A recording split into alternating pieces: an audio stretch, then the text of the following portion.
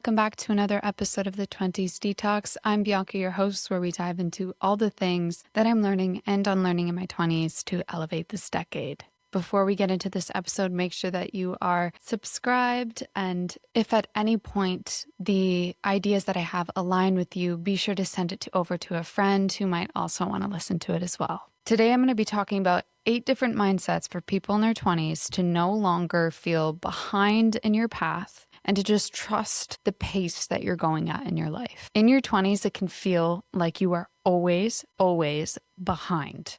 A bit of it is like feeling a bit lost and questioning where you are in your life. And I think in general, there are just a lot of mindsets and ideas circling around that keep us feeling stuck in that and not really able to move forward. So I'm just going to get into it. This is like going to be barely an intro and just going right into the ideas. One of them, if you want a certain life and you cannot get it out of your mind, be sure to know that it's meant for you. Sometimes I would try and bring my standards a little bit lower, and like I'd have these ideas or wants and feel drawn to certain things that I want for myself. And sometimes I would wonder, is this me being out of touch? Like, do I actually not want this, or should I actually want that? And I tried to question what my intuition was trying to beg for me to have. And I believe that if you have something that cannot come out of your mind, it's because another version of you has already lived it. There are so many different dimensions. If you learn about like quantum physics, you'll know like time really doesn't even exist, and that there are theories of other versions of yourself communicating with you in the timeline that you're at because they know that it's possible. And there's some things like, okay, so cars. I have never ever wanted like nice cars. Like I don't even care what car I have. As long as it takes me from point A to point B, I'm happy with that. And no matter how much I try to get into the idea of cars, because I know a lot of people are like, I want a Jeep, I want a Ferrari, I want this color. I'm like, okay, maybe I should also be on this bandwagon of trying to figure out what my car can be like. Nothing in me cares. Like nothing about me cares. Another thing is purses and luxury brands. Nothing would bore me less. I couldn't even tell you luxury brands. It's just not on my radar. I've never connected with it. I'll try and then realize I really don't care. And so those are some things. However, I will tell you, I'd love a big house. I want a lot of land. I don't want to be in the city. And some people will say, well, that's a bit unrealistic. And I think telling somebody that isn't really fair. I don't want any of you to think that your goals and things in life is being unrealistic. Like everything that you want will come true if you keep believing that it will come true and you know that it is meant for you. A huge part of like the winter season is about really getting to know your inner voice and your vision to make sure that it is for you. And I promise you, even if you don't do this and you're not aligning your life with the seasons, there are some things in your head that you cannot get rid of, no matter how many years have gone by, of things that you want and what you would like to do. I also believe, although I want a house, I don't want a house for a long time. I want to travel. I'm okay with not owning a house, okay? I don't need that. And there's a part of me that is not really searching for it. Whereas I have other people that really would want a home at a certain point, and they want to be in a home and they would rather do that than traveling. And on the flip side of what I said about cars and purses and designer brands, some of them really want that. And I get that some of it can be ego, but also I think that maybe you're called to want those things too. And that's okay. You know, everybody wants different things, and just knowing that whatever you want, the vision that you have and how you see yourself living your life is meant for you. So from now onwards, stop trying to convince you otherwise and stop listening to people who are telling you that it's not possible, because it's only meant for you to fulfill, not them. So they don't see the vision. The next one, feeling behind doesn't actually exist when you choose to create a life of your own instead of following everybody else's footsteps. In a couple episodes ago, I went down this whole metaphor of the path and how it can feel really easy to be behind when you are following somebody else's path rather than you creating that path for yourself. I really love Aileen from Lavender. She talks about a similar analogy of your life is a work of art and you are painting on this canvas.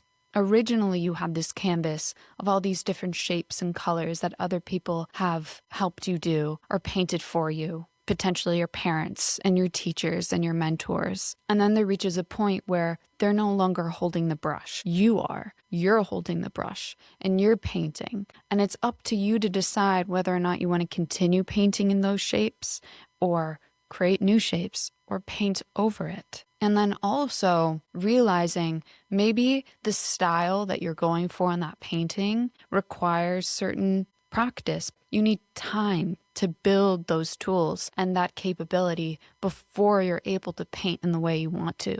And that's the same thing with life. But it's important to wake up and realize you're holding the brush now.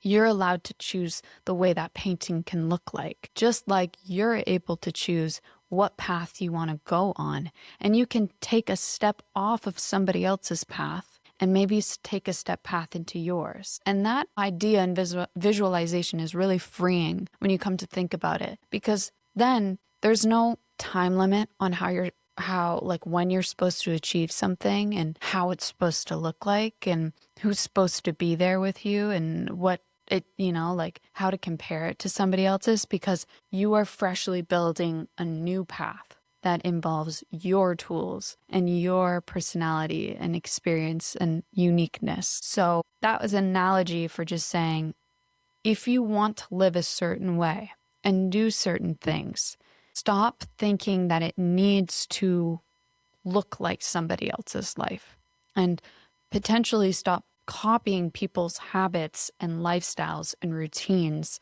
and find what aligns with you, because then that is a way for you to really live a life that is your own. And you no longer feel behind because you're not walking behind anybody anymore. You're walking on your own path. The next one, if you believe in divine timing, that things are meant to happen when they are meant to happen, then you also need to believe in the delay effect, that good things come to those who wait. Ooh, this is a kicker.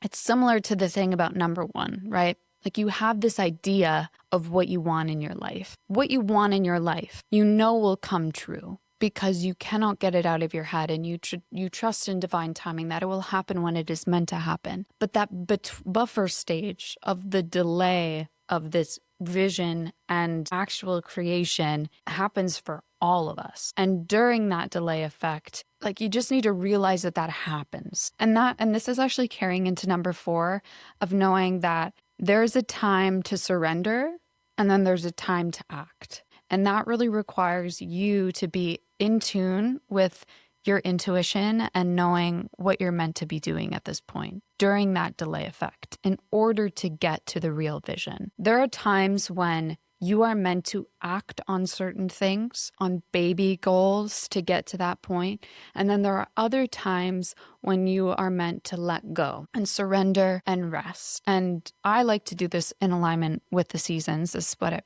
kind of shifting towards with a lot of my messaging, where there are times to act, like in the spring and summer months, and then there are times to rest and reflect on what the next best aligned action can be. There's not always going to be a time where you have to sit back and always a time where you need to act. It's kind of this idea of that analogy with the bus. Based on your schedule, the bus is supposed to arrive at 4 p.m. So when you get there at around 3:45, you're just hoping and waiting for this bus to occur, right? So you're just waiting. There's this delay of knowing I need to get on the bus and knowing it's not going to happen for the next 15 minutes. But unless you actually walk over to the bus station, walk over to the steps at the end of the bus when it is 4 o'clock, then you'll never be on that bus. So that's what this dance is, of trusting that something will occur, and also simultaneously, when the time is right, taking the action that you need to take. Number 5, cycles of doing and resting happen constantly.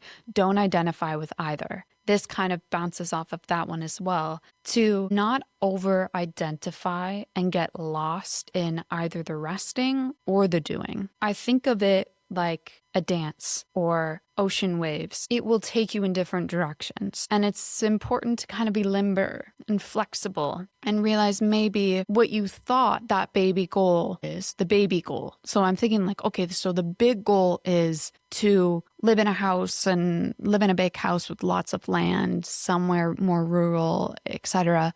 In order to get there, you need to be doing a couple more things. Like you need to be making money. You need to be finding that career to make yourself some money. And when it comes closer to then, looking for those places. Sometimes we get too specific on what everything needs to look like, that we think even though something is meant for us to do, that it is not meant for us because it doesn't look exactly the way we want it to.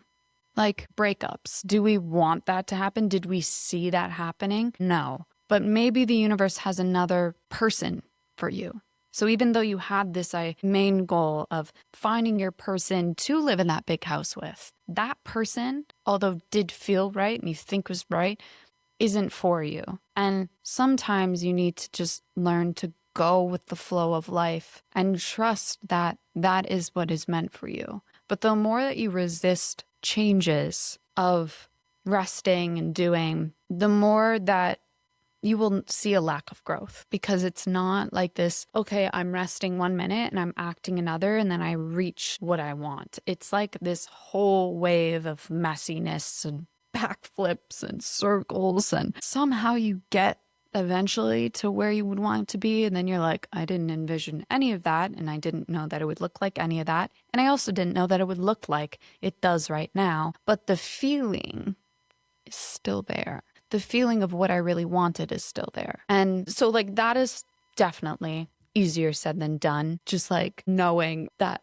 you have to surrender to those opportunities, and like that is the way that life goes. That is one of the hardest parts of life, is the messiness of it, and having a certain thing that's happening for yourself. Like you're in the flow state and realize there always will be an ebb. You know, there always is going to be an ebb where you're like, what am I even doing? Who even am I? Should I be questioning this? And that is a natural response to making sure we're staying in tune with knowing when to act and when knowing to surrender. We don't always know, but there will be moments of either flow and ebb that will give us a little clue as to whether or not we're on the right track there. The ebb could be, oh, I need to surrender, and I am doing. Or the ebb could be, I need to act. I need to get myself out of this state, because doing nothing for so long is not benefiting me either. Number 6 is not knowing is okay. The way to know more is to be brave enough to do something, to know what you like and know what you don't like. Those are tools for creating your path. I think a lot of the time in my early 20s, I was waiting for the moment to do something. It needed to be really clear. Like I said earlier, it needed to look a certain way. Sometimes you need to take the leap, and you also need to do some things that maybe you think are not meant for you, but you just need to be sure, because I'd rather be certain whether or not there's something I like or something I don't like than stay in this maybe stage, so that later in my life, I don't really say what if so much. There are going to be what ifs, let's be honest. There's going to be some what ifs, but I don't want too many what ifs. I want to know, okay, well, I tried that and I didn't like that. And I tried this and I like this. So I need to clock that for the future. For example, I noticed in this past year, I was trying social media management a little bit. What I realized, I kind of had this idea that I was like, I don't really know if I want to do this, because of a lot of reasons. You're more on social media, you're more online, you're creating things for other people rather than your own. And there were my doubts. But I said, you know what? I have this opportunity. Let me try and take it. And sometimes those opportunities are to teach us lessons. And around a year later, I realized, you know what? I really don't know if I like doing this for everybody. There's some people that I do love to do it with because it aligns more with my view on life, but I learned something about what I don't like. It kind of gives you a bit more freedom and like relaxing. I don't even think that's a word. And to be relaxed in the sense that I'm doing something regardless if I know that it's right for me or not. and to know not to force it further when I realize this is definitely a no, and be open to a new experience. Your 20s is to experience, and that experience doesn't always need to be the right one, but you learn regardless, so that later in your life, when somebody asks you, oh, would you like to do this or would you like to do that, whether or not it's in a certain career and specialty, you'll know what you like and don't like, you know? With the podcast, I keep coming back to it and I keep coming back to other things, but I've let other aspects go. Like, I started off the 20s Detox as a blog and I was trying it out. I was like, let me just try some things. And let's see if I like it. I have my doubts. I'm unsure if this is something I'm actually going to really like, but I'm going to try it. And I did for a little bit. And soon enough, I realized I don't really want to do that anymore as much as I want to do podcasting and talking, because it seems like an easier way for me to channel and get things out. So that was a learning lesson, but I would have never known if I hadn't tried it. If I thought the way other people thought, like, oh, I know I'm not going to like that, I would have never started the blog. And think about the issues with that. If I never started the blog, then I never would have started the 20s Detox, and I never would have led towards the podcast and the newsletter and the guide. I never would have done that if I hadn't been brave enough to be like, oh, I don't know if I'm going to like it, but I'm going to try it anyway. I want more of you guys to do that, to try something out regardless if you like it or not. And when you realize with your full chest, you're like, this is a no, then you're able to move on with no regrets into something else and say, oh, well, I tried that. I tried it. The last thing I want is for you to like view your 20s and see like not a lot of change and not a lot of differences, but you know what you don't like and you're still struggling to find what you do like, because that is a result of the lack of experimentation. You need to experiment to know what you like if you are unsure. Number 7, we are not meant to stay on social media. Use it intentionally for inspiration by looking people up. Otherwise, have blocks in your pattern to focus on higher dopamine. I'm just like reading right from my notes app. I was like typing these out one day. Social media has a duality aspect to it. Unfortunately, most people are horribly addicted to their phones, feel sucked into it without realizing it. It's a bit scary. I think our generation is a bit more aware of that because we grew up with a real childhood. However, younger generations are doing nothing else. Like, I'm seeing too many young people completely on their phones 24/7. And I just am worried about their brains. I'm worried about their vision. I'm worried about what they are doing with their lives. Not in like a productive kind of way, like an enjoyment, real way. Like, they're not here. They're somewhere else. And we have those tendencies as well. Let's be honest. Social media, though, the reason why it is so special is because you're able to have more free information at the touch of your fingertips than ever before. You can learn about investing. You can learn about budgeting. You can learn about relationships. You can learn about boundaries, family, lifestyle, health, wellness, podcasting, personal development, spirituality, anything you can think of. There's something out there online. And the ways that I like to gain inspiration now is more intentionally. So I have certain people in my mind and I will look them up to view their videos and catch up, kind of like YouTube, versus going on there to just mindlessly scroll. And I love to use the app Opal. I think Opal is an incredible app. It's free and you're able to just like have a lot of restrictions, pattern resets. So like you're able to say like, no, I need a break. No, I need a break, meaning you can go back into the app, but there's still that pattern reset where you're asking yourself, do I really want to do this though? Another one that I would really like to try out is Brick. And I want to get that where you like literally tap your phone. So it's like even more powerful. I have yet to try that. So maybe I'll try that and let you guys know what I think. But really being super strict on how you use your phone and social media will benefit you, because it can either keep you stuck or it can make you feel inspired. Breaks in social media are also important, because it's such an addictive platform. It's really easy to just get lost in the doom scroll and realize, oh, I need to take a step back and reset the way I view this app. But yeah, I think social media it can be really great. It can also be really damaging if we're not careful.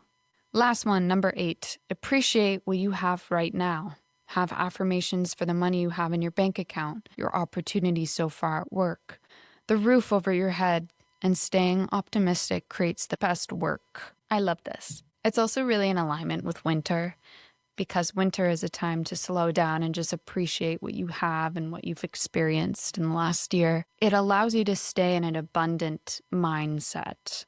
Money is a big struggle for a lot of us 20-somethings, and it's totally reasonable. Let's be honest, the price of homes, the price of food, the price of anything, concerts, like why are concerts $2,000? Ariana Grande, please tell me why your concerts are $2,000 Canadian in Montreal. Would love to know. I wanted to see you, but I can't justify that. With all seriousness, it's like things are so expensive now, and we are also at a stage in our life where we're potentially paying off debt, still in school, finding a better paying job, finding a job period because of job vacancy problems. And now it's really difficult to stay optimistic and an abundant feeling.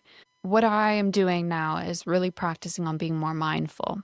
I know I garden, so like I know how food is usually grown, and I'll like slow down and visualize what that one thing grew from seed to fullness so that I could eat it. And I'm just like so grateful for Mother Nature to grow that so that I can eat. And I'm grateful for the animal that gave up their life so that I could have that for dinner tonight. I'm also grateful for any of the money I have in my bank account to be able to pay for my rent and my gas and my car and be able to go out with friends sometimes. And maybe I can't buy a house, but I still have things. It still supports me. It still makes me very well supported. And it's very easy to get lost in the lack of what we need more of. And I love that we're finishing off with this because it's really what winter season is about. To slow down and look at everything you have. The family members you do have, the friends you do have, the money you do have, the food you do have. And